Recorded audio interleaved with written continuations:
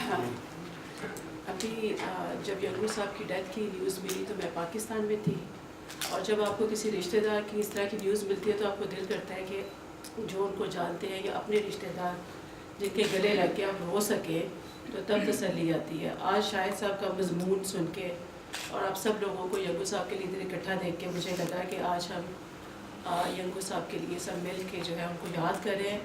اب شاید اس کے بعد دل کو تسلی آ جائے۔ یہ کالم کی کچھ لمیٹیشنز ہوتی ہیں، صرف 1500 ورڈز۔ میں ان کے لیے بہت کچھ لکھنا چاہتی تھی، ان کی زندگی میں بھی میں ان سے وعدہ کیا تھا کہ میں آپ کے لیے بہت لکھوں گی، اور وہ ہر وقت مجھے پوچھتے تھے کہ کیا لکھا۔ تو یہ 1500 ورڈز کا کالم جسٹیفائی کچھ بھی نہیں کرتا، اور اس کو شروع کرنے سے پہلے میں ڈاکٹر طاہر قاضی اور نصرت صدیقی صاحبہ کا بہت ان سے میں نے سیکھا اور بہت انہوں نے مجھے پیار دیا، لیکن جو انہوں نے مجھے یگو ورما صاحب سے ملاقات کروائی، اور مجھے نصرت صاحبہ کے ورڈز آج بھی یاد ہیں۔ انہوں نے کہا کہ یہ انٹرویو تمہارا تاریخی انٹرویو ہوگا۔ واقعی جب میں نے ان کی ڈیتھ کے بعد دیکھا تو میں نے دل سے نصرت صاحبہ کا شکریہ ادا کیا۔ ایک دفعہ پھر میں آپ دونوں کا شکریہ ادا کرنا چاہتی ہوں۔ میرے کالم کا عنوان ہے مجسمہ ساز کی تلاش۔ لوگ زندگی میں اچھی زندگی کے لیے گاؤں سے شہروں اور شہروں سے بڑے ملکوں میں ہجرت کرتے رہتے ہیں۔ کچھ کامیاب بھی ہو جاتے ہیں اور کچھ کو بڑے شہر یا ملک نگل لیتے ہیں۔ یگو ورما کے ساتھ بھی شاید یہی ہوا۔ یگو ورما کون تھے؟ مختصر تعارف تو یہ ہے کہ ایشیا کی عظیم مجسمہ ساز اور painter. Delhi college of fine art سے گریجویشن کی، جرمنی چلے گئے، وہاں پڑھایا، مجسمہ سازی کی اور پینٹنگ میں انت تک کام کیا۔ پھر مستقل کینیڈا آ گئے، اور ٹورنٹو اس شہر کو لینڈ آف اپرچونٹیز کہا جاتا ہے۔ یگو ورما جیسے اسٹیبلشڈ آرٹسٹ کو یہاں ایک بھی اپرچونٹی شاید نہ دے سکا، اور دنیا بھر سے کامیابیاں اکٹھی کرنے والا آرٹسٹ کینیڈا میں بغیر پہچان کے 30 دسمبر 2014 کو خاموشی سے اس دنیا سے چلا گیا۔ دلی میں تھے تو اس وقت کے صدر ذاکر حسین نے جامعہ ملیہ پر مرزا غالب کا مجسمہ بنانے کا پروجیکٹ انہیں دیا۔ نیپال اور جرمنی میں آپ کے ہاتھوں کے بنائے مجسمے آپ کے فن کی عظمت کا پتہ دیتے ہیں۔ یورپ میں مجسمہ سازی کا بے تحاشا کام کیا۔ ایک دن جب اپنی مجسموں کی تصویروں کی البم ہمیں دکھا رہے تھے تو میں شروع میں یہ سمجھی شاید فوٹوگرافی ہے۔ غور سے دیکھا تو حیرت ہوئی کہ وہ مجسموں کی تصویریں تھیں۔ اتنے بولتے زندہ آنکھوں والے مجسمے، یہ خدائی نہیں تو کیا تھی؟ میں نے مغروب ہو کر کہا اب تو تقریباً خدا ہی ہیں۔ اس فکرے پہ مجھے یہ میرا کالم پاکستان نوائے وقت میں بھی چھپتا ہے اور انڈیا میں بھی چھپتا ہے، تو وہاں سے کفر کا فتویٰ آ چکا ہے اس فکرے پہ۔ میں نے کہا اب تو تقریباً خدا ہی ہیں۔ لمبی داڑھی کے نیچے سے پوپلے منہ کے ساتھ بآواز بلند کہکا لگایا اور کہنے لگے، ایک مسلمان لڑکی سے یہ سن کر میں ڈر گیا۔ ڈاکٹر طاہر قاضی اور نصرت صدیقی صاحبہ نے جب پہلی دفعہ میرا ان سے تعارف کروایا تو مجھے ایک لمحے کے لیے بھی ان کے اصلی آرٹسٹ ہونے پر شبہ نہیں ہوا، کیونکہ ان کو دیکھ کر کوئی یہ نہیں کہہ سکتا تھا کہ یہ دنیا میں کوئی اور کام بھی کر سکتے ہیں۔ خالص اور کھڑے فنکار بہت کم ہیں، جیسے ہر کام میں 2 نمبری آ گئی ہے، اس نازک کام کو بھی آلودہ کر دیا گیا۔ آپ دنیا کا کوئی بھی مشکل سے مشکل کام ایک متوسط ذہانت اور محنت کے ساتھ کر سکتے ہیں۔ آپ سائنسدان بن سکتے ہیں، ڈاکٹر، انجینئر، وکیل، پروفیسر، صحافی، حتیٰ کہ کھلاڑی بھی بن سکتے ہیں، لیکن آرٹ وہ میدان ہے جس میں خدا کا آرٹسٹ سے ڈائریکٹ رابطہ ہوتا ہے، اور جب تک یہ رابطہ نہ ہو ایک آرٹسٹ اصلی آرٹسٹ نہیں ہوتا۔ وہ چرپا ہو سکتا ہے، پبلک ریلیشننگ کا ماہر ہونے کی وجہ سے کامیاب بھی ہو سکتا ہے، مگر آرٹسٹ نہیں ہوتا۔ اور جب ایک کھرا آرٹسٹ مقبول و معروف نہیں ہوتا ہے تو حقیقت میں یہ اس کی ناکامی نہیں، یہ اس معاشرے کی بدقسمتی ہوتی ہے جو اس ولی کو پہچان نہیں پاتے۔ یہ گمنام ولی تاریخ کے دھاروں سے نکل کر وقت کی لامحدودیت میں کھو جاتے ہیں، اور کوئی نہیں جانتا کہ کب دوبارہ وقت انہیں ان کی قبروں سے نکال کر آپ کے سامنے کھڑا کر دے۔ یگو ورما ایک ولی تھے۔ میں نے یگو صاحب کا جب انٹرویو کیا تو اسی احساس نے مجھے گھیر لیا۔ وہ کہہ رہے تھے کینیڈا نے مجھے ایک آرٹسٹ کی حیثیت سے قبول نہیں کیا۔ ان کی بات ایک نفع نقصان کی بیلنس شیٹ بنانے والا نہیں سمجھ سکتا، اور مجھے جب یہ سمجھ آئی تو پہلا انٹرویو کرتے ہوئے میں گھبرا گئی۔ مجھے لگا یہ جو عاجزی سے بار بار مجھے میڈم کہنے والا ایک ناتواں تھکا ہوا بوڑھا انسان اپنے ہاتھوں سے چائے بنا کر ہمارے آگے رکھ رہا ہے، جس کے چھوٹے سے فیملی روم میں ایک صوفہ پڑا ہے جس پر ہمیں بٹھا کر خود سامنے زمین پر بیٹھ گیا ہے، یہ دھرتی پر پیدا ہونے والے لاکھوں کروڑوں انسانوں کی طرح ایک عام انسان نہیں ہے۔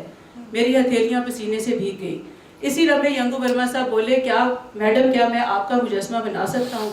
میری گھبراہٹ ہنسی میں بدل گئی۔ میں نے اس چھوٹے سے گھر میں جا بجا ایک فنکار کو بکھرے دیکھا۔ اس گھر میں یگو ورما کا ماضی زیادہ رہتا تھا۔ اسی انٹرویو میں انہوں نے اپنی جدوجہد کی کہانی سنائی۔ جو اب کینیڈا کے چھوٹے سے ویلفیئر کے گھر پر آ کر ختم ہو چکی تھی۔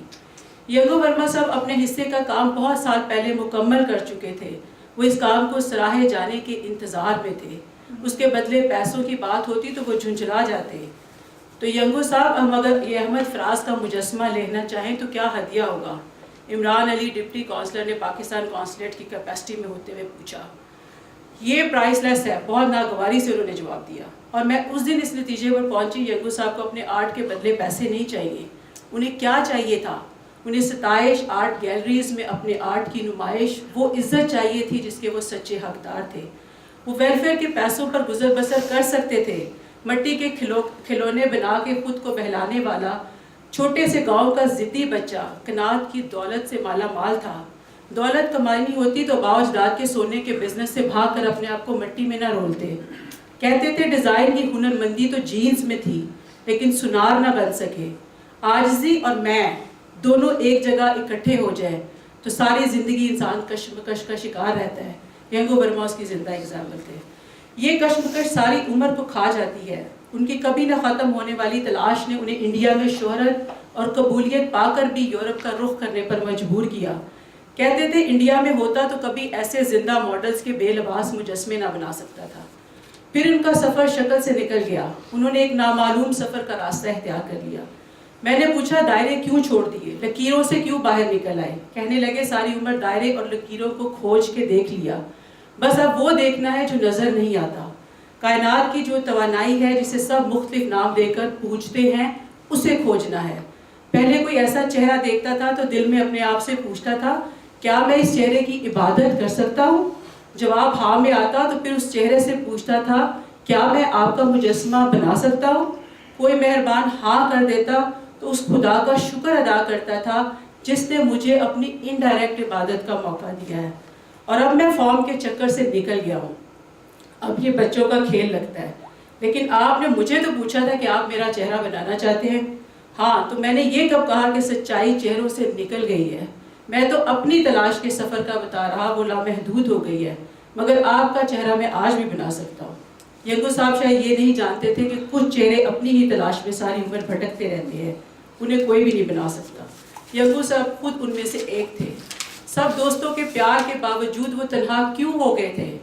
اس کا جواب ان کی شخصیت میں چھپا ہوا ہے۔ عاجز تو تھے مگر انا پرست بھی تھے۔ ایسے لوگوں کی اپنے دوست بھی مدد نہیں کر سکتے۔ ڈاکٹر سہیل، ڈاکٹر قاضی اور باقی بہت سے دوست سب کوشش کرتے تھے۔